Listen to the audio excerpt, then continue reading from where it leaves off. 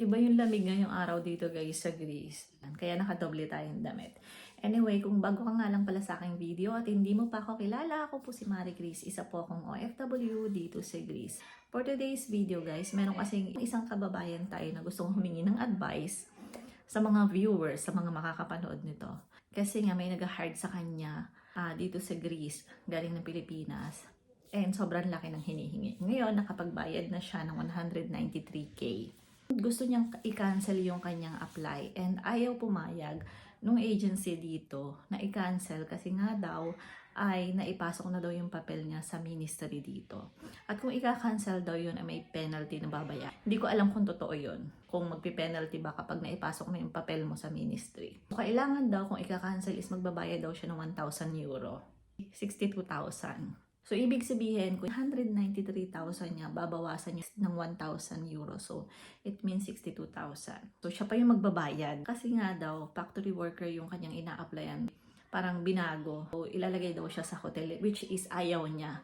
Kasi nga, sobrang dami na ngayon na naglalabasan sa TikTok na mga nagtatrabaho sa hotel na may mga hindi magandang feedback. Galing dun sa agency na yon. So, medyo nag-worry siya kasi nga, yung pera na pinambayan niya doon is inutang lang din niya.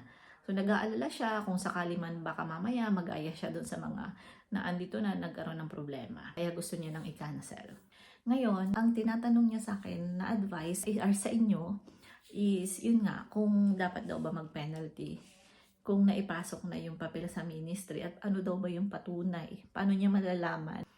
Or ano yung kailangan niyang hingiin doon sa agency na yun para mapatunayan kung naipasok na sa ministry yung papel niya. Marami ding daw na applicant na nagbayad ng ganyang kalaki. And April pa nag-apply, until now, hindi pa rin nakakaalis ng Pilipinas. Ito, meron naman tayo guys mga legit na agency sa Pilipinas na nag-hard na ngayon ng housekeeper, room attendant, DH. So, doon na lang kayo sa mga legit. Gumastos man kayo, siguro hindi naman ganun kalaki kasi ang hinihingi daw sa kanila is more than 500,000. Yun ang sabi sa akin. So, papakita ko yun yung ibang message niya. So, yun lang. Hopefully na mabigyan niyo siya ng mas magandang advice kung ano ba yung dapat niyang gawin. Yun lang guys. Thank you for watching. See you in my next mini vlog.